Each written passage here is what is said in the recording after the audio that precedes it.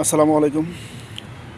Saudi আরবে আপনার ছোট আকামা বা বড় আকামা, ছোট স্পন্সর বা বড় স্পন্সর, এগুলোর মধ্যে আসলে পার্থক্যটা কী?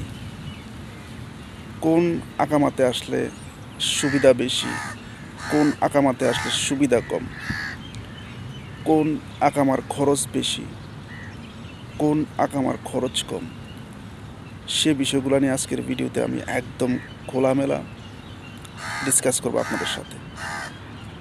অনেকে আপনার নতুন সৌদি আরব আসতে চাচ্ছেন, যারা আসলে ছোট আকামাটা কী, বড় আকামা কী, এগুলো সম্পর্কে মোটামুটি আপনাদের অনেকের ক্লিয়ার ধারণা নাই, আবার অনেকের আছে।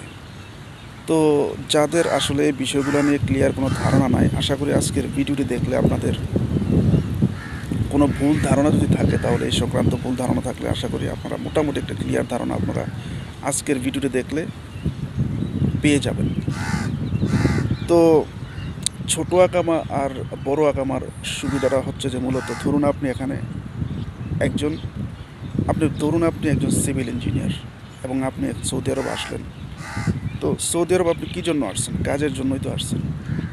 তো এখন ধরুন একটা কোম্পানিতে একজন সিভিল সুপারভাইজারের কি একটা রিকোয়ারমেন্ট দিছে। তো আপনি সেখানে গেলেন। তো এখন ওই ডিমান্ডটার জন্য, ওই পোস্টের জন্য, ঠিক আছে, ওরা কিছু ডকুমেন্ট চায়, ঠিক আছে। কিছু কিছু কোম্পানি আপনার নর্মাল ডকুমেন্ট হলেই চলে, কিছু কিছু কোম্পানিতে আবার কিছু কিছু কোম্পানিতে আপনার ওরা স্ট্রংলি কিছু ডকুমেন্ট চায়। তো ধরুন আপনার ওইখানে ওরা ডকুমেন্ট হিসেবে আপনার ওইখানে ওই পোস্টের জন্য, সিভিল সুপারভাইজার পোস্টের জন্য ওরা ডকুমেন্ট হিসেবে আপনার ওইখানে চেম্বার চাইলো, আজির চাইলো, ভ্যান্ডার কোড চাইলো। তো এখন বড় আকামাতে যখন আপনি আসবেন, তখন ওই ডকুমেন্টগুলো আপনি সুন্দরভাবে পেয়ে যাবেন। কফিলের কাছে, আপনার যে কফিলের আন্ডারে আপনি আসবেন, ওনার কাছে ওই ডকুমেন্টগুলো উনি আপনাকে প্রোভাইড করবে। কারণ ধরুন আপনি বড় আকামাতে আসলেন, বড় আকামাতে আসলে উনি ওই ডকুমেন্টগুলো আপনাকে প্রোভাইড করবে।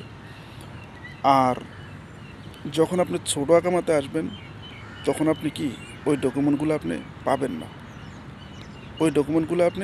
না। তার মানে হচ্ছে যে আপনি ওই পোস্টের জন্য ইলিজিবল না। আপনি কাজ জানেন, আপনি প্র্যাকটিক্যাল কাজ জানেন, সব জানেন, আপনি ওই পোস্টের জন্য যোগ্য। বাট যখন আপনার এই ডকুমেন্টগুলো আপনার কাছে থাকবে না, তখন ওই পোস্টের জন্য কি আপনি যোগ্য না। তো আপনি যখন ছোটো আকামাতে আসবেন, তখন আপনার মানে হচ্ছে যে আপনার কাজের ক্ষেত্রটা খুবই কম। ছোটো আকামাতে আসলে আপনার কাজের ক্ষেত্রটা খুবই কম। তার মানে হচ্ছে ছোটো আকামা মানে নর্মাল ডকুমেন্টস, জাস্ট জাস্ট আপনার কফিল আপনাকে ইকামা ইকামা প্রোভাইড করবে। বিসাইডস আদার্স যে ডকুমেন্টগুলো লাগে, ধরুন ব্যান্ডার, চেম্বার, আজির, তো ওই ডকুমেন্টগুলো উনি আপনাকে প্রোভাইড করবে না। বড় যখন আপনার বড় আকামা হবে, বড় স্পন্সর হবে, সেক্ষেত্রে আপনাকে যত ডকুমেন্টস লাগে উনি প্রোভাইড করবে। আর যখন আপনি নর্মাল ডকুমেন্টসে এখানে আসবেন, ছোটো আকামাতে আসলে, সেক্ষেত্রে ওই ডকুমেন্টসগুলো উনি আপনাকে প্রোভাইড করবেন না। তার মানে কাজের ক্ষেত্রটা কম। আর বড় স্পন্সরে আপনার কাজের ক্ষেত্রটা অনেক বেশি। এখন খরচের বিষয়টা যদি আমরা বলতে যাই, ছোটো আকামাতে আপনার খরচটাও কম, কাজের ক্ষেত্রও কম। আর বড় আকামা, দ্যাট মিন্স বড় স্পন্সরে আপনার কাজের ক্ষেত্রও বেশি। আবার কি আপনার এই বড় আকামার আপনার রেটটাও বেশি। তো খরচের কথা যদি বলতে যাই, সেক্ষেত্রে ছোটো আকামার ক্ষেত্রে আপনার 8 থেকে 9 হাজার বছরে আপনার পার ইয়ারে আপনার 8 থেকে 9 হাজার রিয়াল ছোটো আকামার ক্ষেত্রে। আর বড় আকামার ক্ষেত্রে পার ইয়ারে আপনার প্রায় 18 থেকে 20 হাজার রিয়াল আপনার কফিলকে আপনার দিতে হবে। তো আপনার ছোটো এই ইকামা, দ্যাট মিন্স ছোটো স্পন্সর, বড় ইকামা, দ্যাট মিন্স বড় স্পন্সরের মধ্যে আসলে এটাই হলো মূল তফাৎ বা পার্থক্য। ছোট স্পন্সরে আপনার কাজের ক্ষেত্রটা কম, আর বড় স্পন্সরে আপনার কাজের ক্ষেত্রটা বেশি।